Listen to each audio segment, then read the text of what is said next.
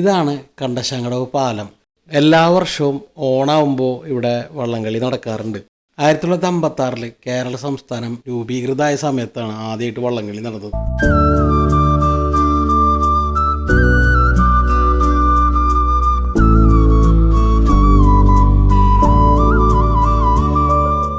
എൻ്റെ ലൈഫിലും ആദ്യമായിട്ട് വള്ളംകളി കാണുന്ന ഒരു എക്സ്പീരിയൻസ് ഈ കണ്ടശാങ്കടവ് പുഴയുടെ കരയ്ക്ക് നിന്നിട്ടാണ്.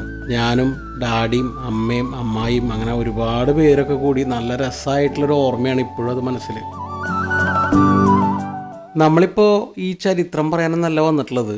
ഇവിടെ ഈ പാലത്തിൻ്റെ താഴെ നല്ലൊരു തട്ടുകടയുണ്ട്. നമ്മുടെ ബാബേട്ടൻസ് തട്ടുകട. തൃശ്ശൂർ വളരെ ഫേമസ് ആയിട്ടുള്ളൊരു തട്ടുകടയാണിത്. പണ്ട് ഞങ്ങൾ കൂട്ടുകാരൊക്കെ ആയിട്ട് വരുമ്പോൾ ഇതൊരു ചെറിയ തട്ടുകടയായിരുന്നു. എന്നാൽ ഇതിപ്പോൾ വളരെ വലുതായി. ഇപ്പോൾ ഫാമിലിയൊക്കെ ആയിട്ട് ഇരിക്കാൻ പറ്റുന്ന നല്ലൊരു ആംബിയൻസ് ഉള്ള തട്ടുകടയായിട്ട് മാറി. വന്നിറങ്ങുമ്പോഴേക്കും അതിമനോഹരമായിട്ടുള്ള ഒരു കാഴ്ചയാണ് കണ്ടത്. നല്ല ചൂട് പൊറോട്ട ഇങ്ങനെ കല്ലിലിട്ട് ചുട്ടെടുക്കുന്നു. സമയം ഇപ്പോൾ ഒരു 5 മണിയൊക്കെ ആവണല്ലോ.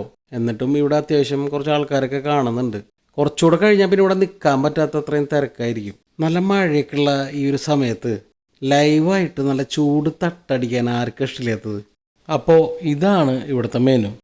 മസാല ദോശയ്ക്ക് ഇവിടെ 50 രൂപയും തട്ട് ദോശയ്ക്ക് 15 രൂപയുള്ളൂ കേട്ടോ. എല്ലാവർക്കും ദോശ പറഞ്ഞപ്പോഴേ ചേട്ടൻ ചോദിക്കുക സ്റ്റാർട്ടറായിട്ട് കുറച്ച് കാടമുട്ട എടുക്കട്ടേന്ന്. സ്നേഹത്തോടെ ചോദിക്കുമ്പോൾ എങ്ങനെ വേണ്ടാന്ന് പറയാം. മിഠായി തിന്നണ പോലെ വളരെ ഈസി ആയിട്ട് കഴിക്കാൻ പറ്റിയൊരു മുട്ടയാണ് കാടമുട്ട. അതുകൊണ്ട് തന്നെ ആദ്യത്തെ മുട്ട ദീപ് കൊണ്ടുപോയി. ശരിക്കും പറഞ്ഞാൽ ഈ കാടമുട്ടയുടെ ഒരു പ്രത്യേകത തന്നെ അതാണ്. എത്ര കഴിച്ചാലും ഹെവി ആവില്ല. ഇതിൻ്റെ കൂടെയുള്ള മസാല അടിപൊളിയായിട്ട് കിട്ടാം. ഇതാണ് അവസാനത്തെ കാടമുട്ട. അപ്പോൾ നിങ്ങൾ ചോദിക്കും ബാക്കിയൊക്കെ എവിടെ പോയിന്ന്. അത് ഈ കുഞ്ഞിക്കിണറിലേക്ക് പോയേട്ടാ. 4 കാടമുട്ട അടിച്ചിട്ട് പാവം വെള്ളം കുടിക്കാട്ടാ. നല്ല ചൂട് മസാല ദോശ ഇവിടെ റെഡി ആയിക്കൊണ്ടിരിക്കുകയാണ്. അമ്മയ്ക്ക് മസാല ദോശയും എനിക്കും ദീപുവിനും തട്ട് ദോശയാണ് പറഞ്ഞുള്ളത്. പക്ഷെ മസാല ദോശയുടെ വലിപ്പം കണ്ടപ്പോൾ ദീപു ഒന്നും അറിയാത്ത ഒരാളെ പോലെ ആ ദോശ അങ്ങോട്ട് വലിച്ചിട്ട് ഒരു പീസ് അതിൽ നിന്നാണ്ട് കഴിച്ചുവിട്ടാ.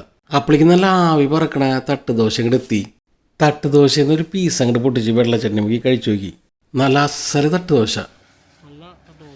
മസാല ദോശനേക്കാളും കിടിലൻ തട്ട് ദോശ എന്ന് ഞാനും ദീപും പറഞ്ഞപ്പോൾ അമ്മ വേഗം തന്നെ തട്ട് ദോശ വാങ്ങിയിട്ട് കുറച്ച് മസാല ദോശ എനിക്കും ദീപുനും തന്നു. പക്ഷെ എന്താണെന്നറിയില്ല, മസാലയിൽ കുറച്ച് ഉപ്പ് ഇന്ന് കൂടുതലായിരുന്നു.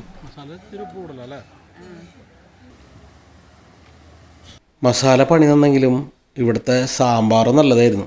അതുകൊണ്ട് പിന്നെ സാമ്പാർ കൂട്ടി കഴിച്ച് അഡ്ജസ്റ്റ് ചെയ്തു. ഇനിയിപ്പോൾ എന്ത് കൂട്ടി തട്ട് ദോശ കഴിക്കുന്ന ആലോചിച്ചപ്പോൾ തോന്നി ഒരു ഞണ്ട് പറയാമെന്ന്. എന്നാൽ പിന്നെ ഞണ്ട് മസാല മാത്രം പോരാ, ഒരു കക്കയും കൊള്ളിയും വേണമെന്നായി ദീപു. ഈ ഞണ്ടൊക്കെ കഴിച്ച് കാലം മറന്നുട്ടോ. സത്യം പറഞ്ഞത് എങ്ങനെ കഴിക്കേണ്ടതെന്ന് വരെ ഞാൻ മറന്നുപോയി. ആദ്യത്തെ കടിയിൽ തന്നെ ദീപു സാറ്റിസ്ഫൈഡ് ആയിട്ടാണ്. ഈ ഞണ്ടൊക്കെ ആകുമ്പോൾ സൂക്ഷിച്ച് കടിച്ചിങ്ങനെ നാക്ക് മുറിയേ. പക്ഷെ സംഗതി എന്തായാലും കൊള്ളാട്ടാ. ഞണ്ടിൻ്റെ ആ സ്പൈസി മസാലന്ന് കുറച്ചെടുത്തിട്ട് ഒരു തട്ട് ദോശയുടെ പീസിൽ വെച്ചിട്ട് ദീപുവിന് കൊടുത്തു. ഇടയ്ക്ക് എന്താണെന്നറിയില്ല, അവൾക്ക് ഇങ്ങനെ വാരി കൊടുക്കാൻ എനിക്ക് തോന്നും. വളരെ സ്നേഹത്തോടെ ദീപു അത് ടേസ്റ്റ് ചെയ്ത് സൂപ്പറായിട്ടുണ്ടെന്ന് പറഞ്ഞു. നല്ല മസാലയായിരുന്നു ഞണ്ടിൻ്റെ. അത് കഴിഞ്ഞ് ഞങ്ങൾ നേരെ കക്കയും കൊള്ളിയിലേക്ക് കിടന്നുട്ടാ. ഒരു സ്പൂൺ എടുത്തിട്ട് ആദ്യം ഞാൻ തന്നെ ടേസ്റ്റ് ചെയ്ത് നോക്കി. കക്കയും കൊള്ളിയും കഴിച്ചപ്പോൾ എനിക്ക് തോന്നി ഞണ്ടാണ് ബെറ്റർന്ന്. ഞാൻ ദീപുവിന് കക്കയും കൊള്ളിയും കൊടുത്തു. ദീപു കുറച്ചധികം നിന്ന് എടുത്തിട്ട് ടേസ്റ്റ് ചെയ്ത് നോക്കി. ദീപുവിന് കക്കയും കൊള്ളിയും വളരെ ഇഷ്ടമായിട്ടാ. ഞാൻ ഒന്നും കൂടി കുറച്ച് കക്ക എടുത്ത് റീചെക്ക് ചെയ്ത് നോക്കിയിട്ടാ.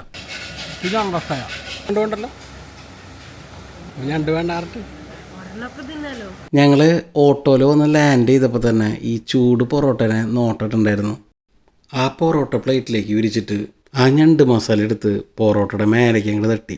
ഈ ഞണ്ട് മസാലയുടെ ഒക്കെ ടേസ്റ്റ് അറിയണമെന്നുണ്ടെങ്കിൽ അതിന് ഏറ്റവും ബെസ്റ്റ് പൊറോട്ടയാണ്. മൊരിഞ്ഞ പൊറോട്ടയും സ്പൈസി ആയിട്ടുള്ള മസാലയും. സത്യം പറയാലോ, ഇപ്പോഴാണ് എല്ലാം ഒന്ന് ഉഷാറായത്. എൻ്റെ പൊറോട്ട കഴിപ്പ് കണ്ട ദീപു പെട്ടെന്ന് തന്നെ തട്ട് ദോശ തീർത്ത് പൊറോട്ടയിലേക്ക് കടന്നു. നല്ല ചൂട് ലൈവ് പൊറോട്ടയായിരുന്നു. ക്ലൈമാക്സിലെ പൊറോട്ടയും മസാലയും കുറച്ച് വലുതായി പോയി. എന്നാലും സംഗതി അങ്ങോട്ട് ഉഷാറായിട്ട് അവസാനിപ്പിച്ചു. ഈ ചായയുടെ ഒപ്പം ആ ഒരു എരിവിൽ നിന്നും ഞങ്ങളെ മോചിപ്പിക്കാൻ ഈ ചായക്ക് മാത്രമേ കഴിയുള്ളായിരുന്നു. എന്താ ഒരു സുഖം.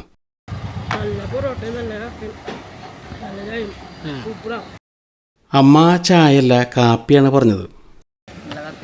അങ്ങനെ തട്ടടിയൊക്കെ കഴിഞ്ഞ് അവിടെ നിന്ന് ഇറങ്ങി. ഇനിയിപ്പോൾ എന്താ പരിപാടി എന്ന് ചോദിച്ചാൽ അങ്ങനെ പ്രത്യേകിച്ച് പരിപാടിയൊന്നുമില്ല.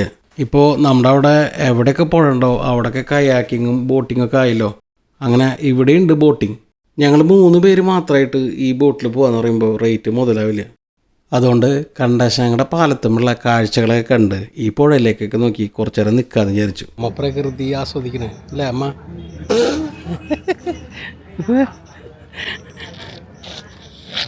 എന്താ ആസ്വദിക്കാൻ പാടില്ലേ പ്രകൃതി? നിങ്ങളമ്മനെ കളിയാക്കണ അല്ലേ അമ്മ? അവിടെ ഇരുന്നോന്ന്, അവിടെ ഇരുന്ന് ആസ്വദിക്കാൻ നിങ്ങൾക്ക് കണ്ട